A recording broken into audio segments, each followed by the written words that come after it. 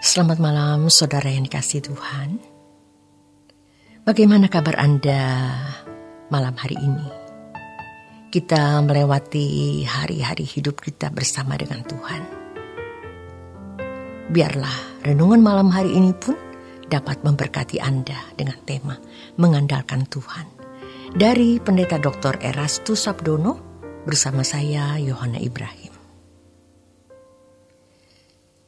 Percayanya banyak orang tentang keberadaan Allah, seringkali hanyalah fantasi. Ketika seseorang diperhadapkan kepada persoalan-persoalan hidup, reaksinya dalam bertindak dan mengambil keputusan baru tampak apakah ia benar-benar memiliki iman atau tidak. Imannya asli atau palsu. Salah satu bukti dari ketidakpercayaan seseorang bahwa Allah itu adalah perasaan takut. Takut terhadap sesuatu yang seharusnya dia tidak perlu takut. Maka di dalam kitab Wahyu, urutan pertama, orang yang masuk neraka itu penakut. Allah besar, Allah ada. Mengapa takut? Lalu mengapa kita harus khawatir dan cemas untuk sesuatu yang kita tidak perlu takutkan? Khawatirkan dan cemaskan, ini bukan hal yang mudah. Tetapi lewat perjalanan waktu, kita mulai mengerti bagaimana mengandalkan Tuhan. Sebab mengandalkan Tuhan itu tidak mudah, karena Tuhan tidak kelihatan. Kalau kita percaya Allah itu hidup, andalkan Dia. Kita tidak akan pernah memiliki otot-otot yang kuat kalau tidak mengalami latihan. Tuhan mau bukti seberapa kita menghormati Allah dengan mengandalkan Dia dan mempercayai bahwa Allah itu ada. Hal ini akan jelas ketika kita ada di ujung maut, di mana akan sangat berbeda antara orang yang sudah biasa mengalami Tuhan karena mengandalkan Dia dengan yang tidak. Jadi, sekarang kalau kita menghadapi masalah-masalah berat, ingatlah Allah Abraham, Ishak dan Yakub. Bagaimana mereka ditolong oleh Elohim Yahweh yang tahtanya tetap sama. Dia tidak berubah. Buktikan bahwa Allah itu ada. Jadi ketika kita takut, cemas, khawatir, sejatinya kita melecehkan kebesaran Tuhan. Memang sering rasanya Tuhan tidak membela kita sesuai dengan skenario kita. Bahkan Tuhan sering seakan-akan tidak ada dan tidak peduli. Sejatinya Tuhan punya jadwal dan cara yang tidak bisa kita atur. Coba bayangkan. Bagaimana orang Israel di seberang Teberau. Tuhan sengaja membuat Firaun dan tentaranya memburu mereka. Lalu mereka ada di pinggir laut Teberau yang kanan dan kirinya bukit.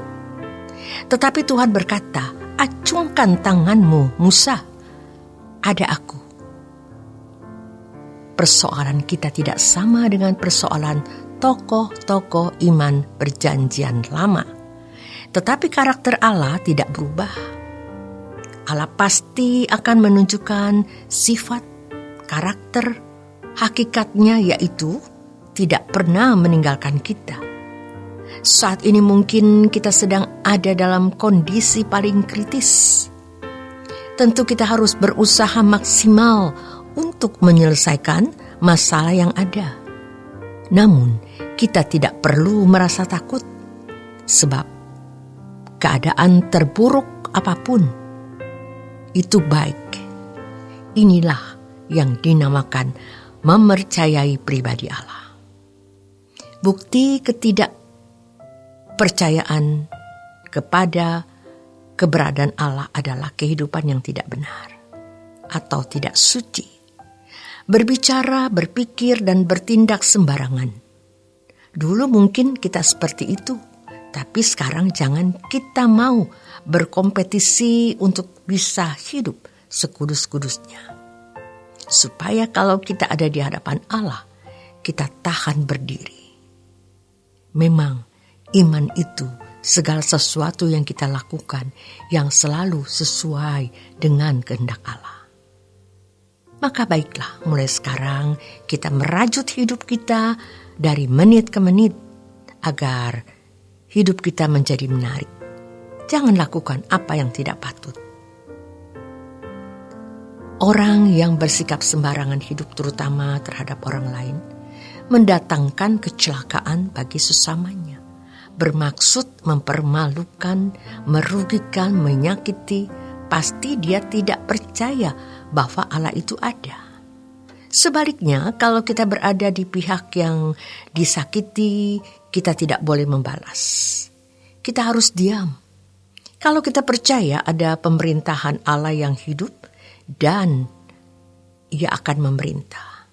Jadi kalau ada ibu-ibu diperlakukan tidak adil oleh suami, pegawai-pegawai diperlakukan tidak adil oleh atasan, atau mau disingkirkan oleh kolega, dikhianati oleh rekan bisnis, jangan membalasnya, sebab ada Allah yang hidup. Tapi ingat, pengaturan waktu dan caranya tergantung Allah. Hal penting lainnya adalah jangan sampai kita mengharapkan kecelakaan sesama. Seseorang yang menghayati keberadaan Allah, ketika ia menghadapi kesucian Allah, dosa sekecil apapun yang dia lakukan jadi begitu besar. Sebaliknya, ketika ia melihat kesalahan orang menjadi begitu kecil dibanding kesalahannya. Di lain pihak, seseorang yang imannya sebenarnya palsu, dia akan takut, khawatir, dan cemas.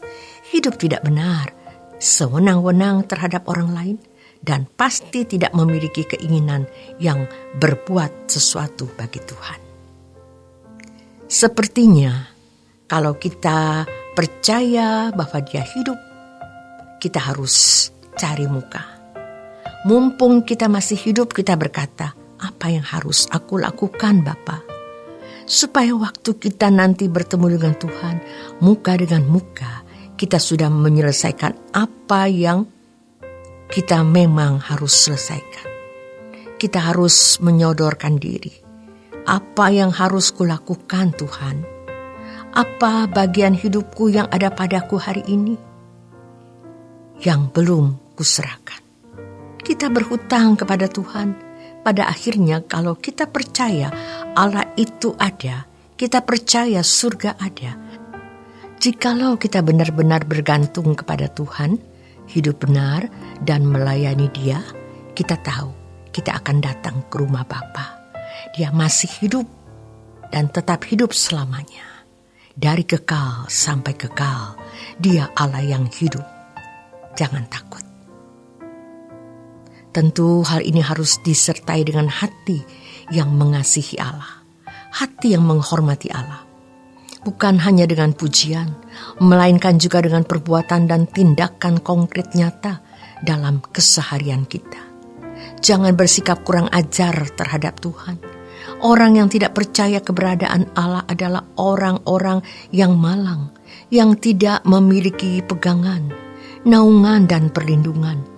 Dalam kelicikannya, kuasa gelap menyesatkan banyak orang dengan memberi pengertian seakan-akan mereka adalah orang-orang yang sudah percaya kepada Allah, padahal mereka belum percaya.